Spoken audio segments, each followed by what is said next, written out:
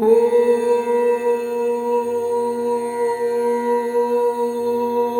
ஸ்ரீ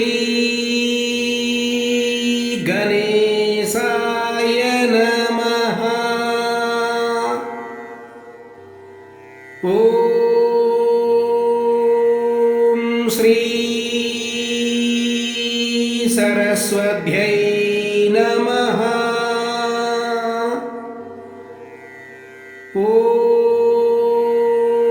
श्रीपाद श्रीवल्लभ श्री गुरुवर नरसिंह सरस्वती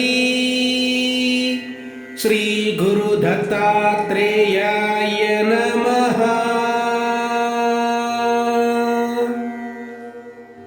ओम दत्तात्रेयाय विद्महे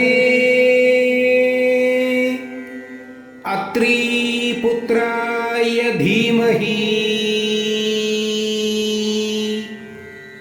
तन्नो दत्त प्रचोदयात्. ओम द्रां दत्तात्रेयाय नमः. दत्त दिगंबरा दत्त दिगंबरा श्रीपाद वल्लभ दत्त दिगंबरा दत्त दिगंबरा दत्त दिगंबरा श्री नरसिंह सरस्वती दत्त दिगंबरा श्रीपाद राजं शरणं प्रपद्ये.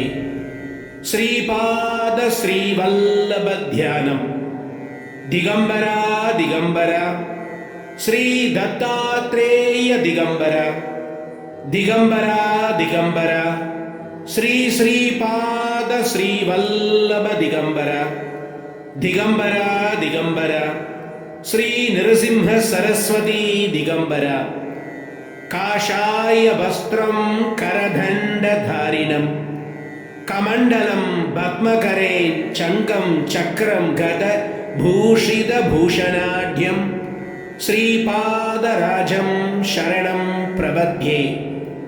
द्वत्पाद पद्मार्पित सिद्धवृत्ति द्वत्वादं भोरुहा युगगदा निच्चल भक्तिरस्तु. श्रीपाद श्रीवल्लभ स्तुति.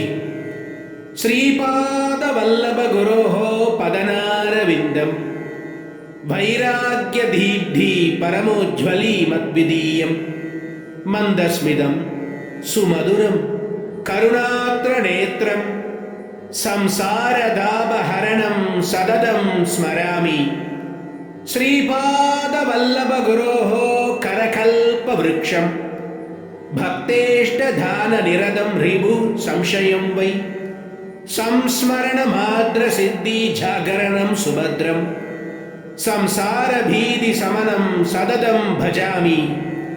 श्रीपाद वल्लभ गुरोः परमेश्वरस्य योगेश्वरस्य शिवशक्ति समन्वितस्य श्रीपर्वतस्य शिखरं खलु सन्निविष्टं त्रैलोक्यभावनपदाब्जमहं नमामि. दिगंबरा दिगंबरा श्री श्रीपाद श्रीवल्लभ दिगंबरा संपूर्ण श्री श्रीपाद श्रीवल्लभ चरितामृतम् அத்தியாயம் 48. பஞ்சதேவமலையில் இருக்கும் தர்பாரின் வர்ணனை. ஸ்ரீ ஸ்ரீபாத ஸ்ரீவல்லபர் ஆண்கள் மற்றும் பெண்களை அழைக்கும் முறை. ஸ்ரீ ஸ்ரீபாத ஸ்ரீவல்லப சுவாமி ஒவ்வொரு வியாழக்கிழமையும் பஞ்சதேவமலையில் தர்பார் நடத்துவது வழக்கம். அவர் கிருஷ்ணா நதியின் மீது நடந்து செல்வார். அவர் பாதங்களை எங்கெங்கெல்லாம் பதிக்கின்றாரோ அங்கெங்கெல்லாம் தாமரை மலரானது மலரும். மரப்பாதுகைகள் தாமரை மலர் மீது எப்படி நின்றது என்பது மனித அறிவுக்கு எட்டாத ஒன்று. அது மட்டுமல்ல, நீரின் மீது நடப்பது கூட அற்புதம்தான். அதை பார்ப்பவர்களுக்கு சில நிமிடங்களுக்கு அதிசயமானதாக இருக்கும். சில நாட்களுக்கு பிறகுதான் அது வழக்கமான நடவடிக்கை என்று கருதுவார்கள். ஸ்ரீ ஸ்ரீ பாத ஸ்ரீ வல்லபர் கிருஷ்ணா நதியின் அக்கறைக்கு வரும்பொழுது அவருடைய பக்தர்கள் அவரை அன்போடு வரவேற்பார்கள். தர்பாரானது சூரிய அஸ்தமனம் வரை நடக்கும். பின்னர் ஸ்ரீ ஸ்ரீ பாத ஸ்ரீ வல்லபர் கிருஷ்ணா நதியை கடந்து செல்லும் பொழுது காலையில் எப்படி தாமரை மலரானது மலர்ந்ததோ அதே போன்று அது பாதையாக ஆனதோ அதே போல் அந்த நீரில் தாமரையின் மீது நடந்து செல்வார். பின்னர் எல்லா பக்தர்களும் அவருக்கு விடை அளித்து அனுப்புவார்கள். இரவு நேரங்களில் அவர் குருகட்டாவில் தனியாகத்தான் இருப்பார். ஒவ்வொரு வெள்ளிக்கிழமையும் திருமணம் ஆக வேண்டிய கன்னிப் பெண்களுக்கும் மங்களகரமான திருமண வாழ்க்கை வேண்டும் என விரும்பும் பெண்களுக்கும் மஞ்சள் கிழங்கை பிரசாதமாக அளிப்பார். அவர் வயதான பெண்களை அம்மா சுமதி என்று அழைப்பார். சில சமயம் அவர்களை அம்மா அனுசுயாம்மா என்றும் அழைப்பார்.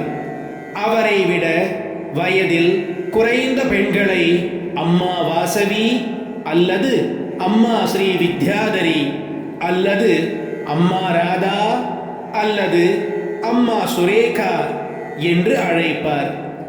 அவருடைய தந்தை வயதில் இருக்கும் மூத்தவர்களை ஐயா அல்லது நாயனா என்று அழைப்பார். சிறுவர்களை ஒரே அல்லது அப்பி அல்லது பங்காரு என்று அழைப்பார். அவருடைய தாத்தாவின் வயதை ஒத்தவர்களை தாத்தா என்று அழைப்பார். வயதான பெண்கள் என்றால் அவர் அன்புடன் அம்மம்மா என்று அழைப்பார். ஸ்ரீ ஸ்ரீ பாத ஸ்ரீ வல்லபருடைய தர்பாரின் தினசரி நிகழ்ச்சிகள். ஸ்ரீ ஸ்ரீ பாத ஸ்ரீ வல்லப சுவாமி அவருடைய வெள்ளிக்கிழமை தர்பாரை சில சமயம் குருகட்டாவிலும் சில சமயம் பஞ்சதேவமலையிலும் நிகழ்த்துவார்.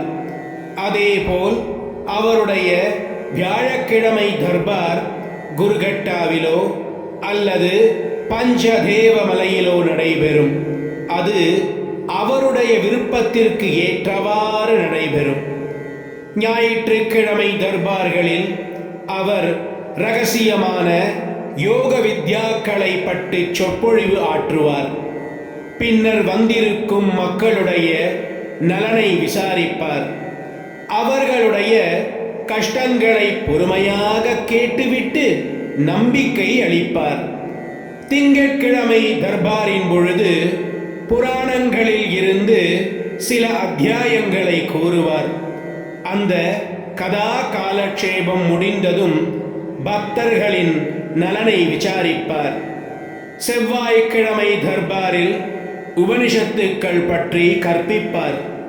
கற்பித்து முடித்த பின்னர் தனிப்பட்ட பிரச்சனைகளை கேட்பது, சில யோசனைகள் அளிப்பது மற்றும் அதேபோல் நம்பிக்கை அளிப்பது போன்றவை நடக்கும். புதன்கிழமை தர்பாரில் வேதங்களின் வர்ணனை மற்றும் அர்த்தங்களும் விளக்குவார்.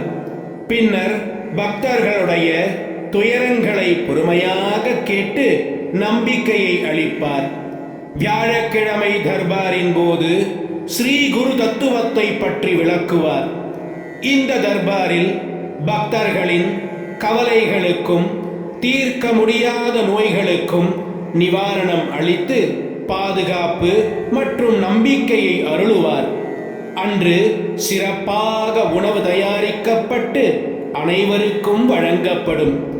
அவர்களுக்கு, அதாவது ஸ்ரீ ஸ்ரீ பாத ஸ்ரீ வல்லப சுவாமிக்கு பக்தர்களின் மீது அன்பு அதிகரித்தால் அவர் தன் கையாலேயே அனைவருக்கும் உணவை பரிமாறுவார். சில அதிர்ஷ்டசாலிகளுக்கு தன் கையாலேயே உணவை ஊட்டி விடுவார். கூச்ச சுபாவம் உடைய சிலருக்கு வலுக்கட்டாயமாக அவர்கள் வாயில் உணவை திணித்து சாப்பிட வைப்பார். அவருடைய கஜானா எப்பொழுதும் நிரம்பி வழியும் என்றும் பணத்திற்கோ உணவுக்கோ எந்த பஞ்சமும் இருக்காது என்றும் கூறினார். வெள்ளிக்கிழமை தர்பாரில் அவர் ஸ்ரீவித்யாவை கற்பிப்பார். அவர் வேறுபாடு இல்லாமல் மஞ்சள் துண்டுகளை விநியோகிப்பார். சனிக்கிழமை தர்பாரில் சிவ வழிபாட்டின் முக்கியத்துவத்தை பற்றி கற்பிப்பார். ஸ்ரீ ஸ்ரீ பாத ஸ்ரீ வல்லபரின் தர்பாரை காணும் பேறு பெற்றவர்கள் உண்மையில் அதிர்ஷ்டசாலிகள்தான். பக்தர்கள் அரிசி, காய்கறிகள், சோளம் மற்றும் கேழ்வரகு போன்ற தானியங்களை கொண்டு வருவார்கள். தினமும் விருந்து இருக்கும். ஆனால் வியாழக்கிழமைகளில் சிறப்பான உணவுகள் தயாரிக்கப்படும். ஏதாவது ஒரு இனிப்பு தயாரிக்கப்பட்டு பக்தர்களுக்கு அது விநியோகிக்கப்படும். ஸ்ரீ ஸ்ரீ பாத ஸ்ரீ வல்லபருக்கு மிகவும் இளகிய மனது. யாராவது ஒருவர் ஏதாவது பிரச்சனையுடன் தர்பாருக்கு வந்தால் அவருடைய பிரச்சனை சரியாக்கப்பட்டு சந்தோஷத்துடன் தான் மீண்டும் செல்வார்கள். ஸ்ரீ ஸ்ரீ ஸ்ரீ தத்தபுராணம் பாராயணம் செய்யப்பட்டால் அவருடைய அருள் பரிபூர்ணமாக கிடைக்கும் என்று கூறுவார். ஸ்ரீ ஸ்ரீ ஸ்ரீ பாத ஸ்ரீ வல்லப சுவாமியின் அன்பானது 1 கோடி அன்னையர்களுக்கு சமமானது. அவர் குருகட்டாவில் இரவு நேரங்களில் தங்குவதற்கு யாரையும் அனுமதிக்க மாட்டார். ஆனால் என்னோடு வந்த வயதான சந்நியாசியை மட்டும் சில நாட்களுக்கு தங்க சுவாமி அனுமதித்தார். சில சமயம் நானும் குருகட்டாவில் தங்க அனுமதிக்கப்பட்டேன். அவர் அந்த வயதான சந்நியாசியை காசிக்கு சென்று வாழ்ந்துவிட்டு தன் உடலை அங்கு துறக்குமாறு கூறினார். சமைத்த பாத்திரங்களை கழுவுவது, உணவு சமைப்பது மற்றும் பக்தர்களை உபசரிப்பது போன்றவை என்னுடைய வேலைகள். தர்பாருக்கு வரும் பக்தர்களுக்கு எந்த நேரமானாலும் உணவானது அளிக்கப்பட வேண்டும். எவரேனும் தான் ஏற்கனவே சாப்பிட்டு விட்டதாக கூறினாலும் அது பிரசாதம் என்பதால் மீண்டும் சாப்பிட ஸ்ரீ ஸ்ரீ பாத ஸ்ரீ வல்லப சுவாமி வற்புறுத்துவார். நான் உணவு போதாது, விருந்தாளிகள் அதிகமாக இருக்கின்றார்கள் என்று கூறினால் அவர் தன் கமண்டலத்தில் இருக்கும் நீரை எடுத்து உணவுப் பொருட்கள் மீது தெளிப்பார். உணவு அள்ள அள்ள குறையாமல் இருக்கும். இது போன்று பல முறை நடந்திருக்கின்றது. இரவு நேரங்களில் அந்த மகா குருவை தரிசிக்க தேவர்கள் வானூர்திகளில் குருகட்டாவிற்கு வருவார்கள். அவர்கள் ஸ்ரீ ஸ்ரீ பாத ஸ்ரீ வல்லப சுவாமியின் ஆசீர்வாதத்தை பெற்றுக்கொண்டு செல்வார்கள். சில சமயம் இமயமலையில் இருந்து யோகிகள் வருவார்கள். அவர்களும் கிருஷ்ணா நதியின் மீது நடந்து வருவார்கள். அவர்களுடைய உடல் பிரகாசமானதாக இருக்கும். ஸ்ரீ ஸ்ரீ பாத ஸ்ரீ வல்லபர் தன் கையாலேயே அவர்களுக்கு உணவு பரிமாறுவார். ஸ்ரீ ஸ்ரீ பாத ஸ்ரீ வல்லப சுவாமி 1 கைப்பிடி சாதம் மட்டும்தான் உண்பார்.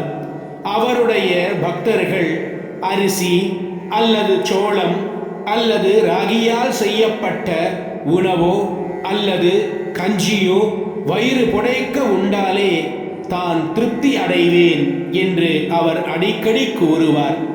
ரவிதாஸ் என்ற பெயருடைய வண்ணானுக்கு ஸ்ரீ சரணருடைய துணிகளை துவைக்கும் பாக்கியமானது கிடைத்தது.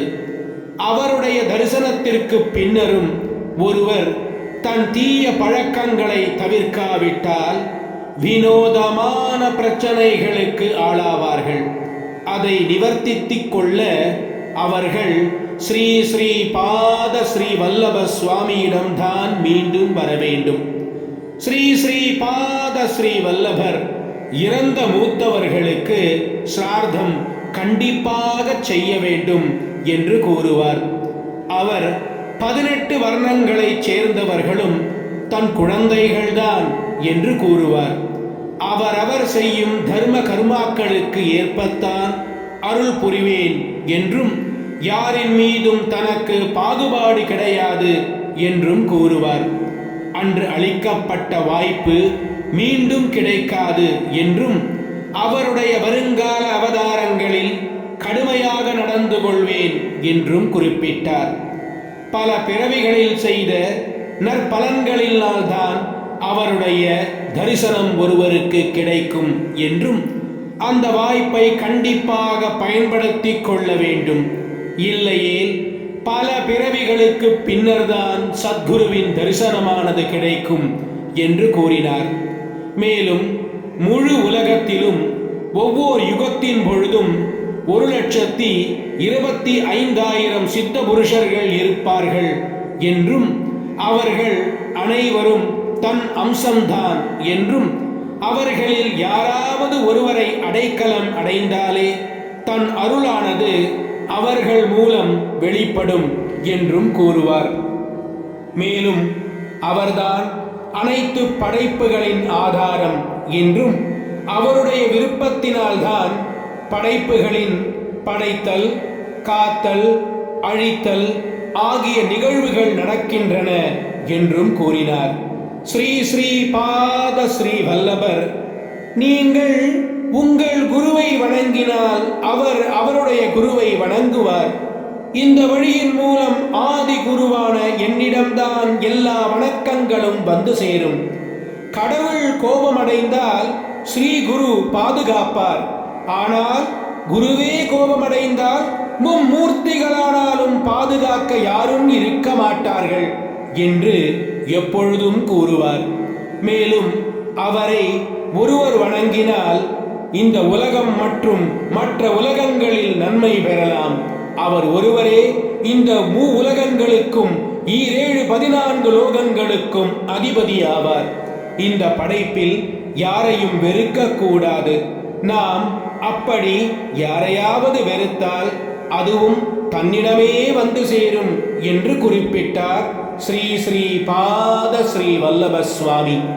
அவர் அருள வேண்டும் என்று விரும்பினால் அவர்களின் பாவ புண்ணியங்களை அவர் கவனத்தில் கொள்வதில்லை.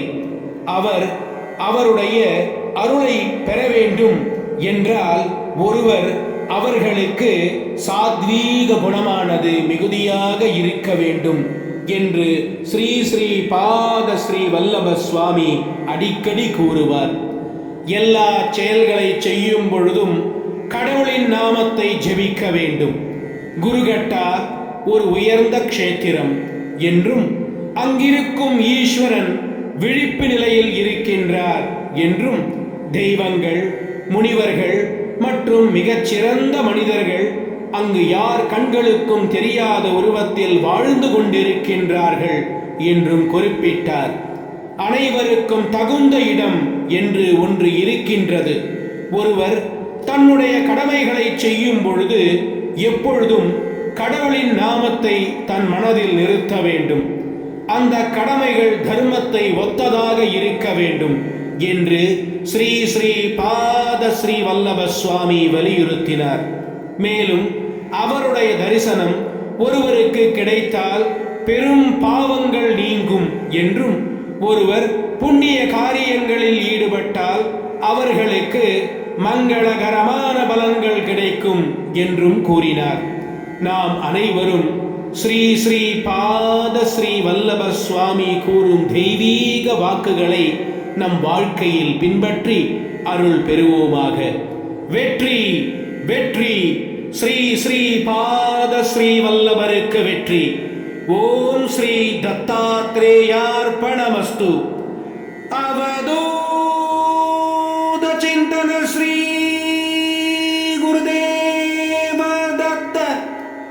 ஓம் பரபிரம்ம பரமாத்மனே நமः. सर्वकौतुकानि दर्शय दर्शय दत्तात्रेय नमः. ओम ओम फट् स्वाहा. श्रीकरञ्ज पवित्रञ्ज सर्वलोकनिवारणा लोके वसीकरभुंसां भद्वं त्रैलोक्यभावनं शुभम्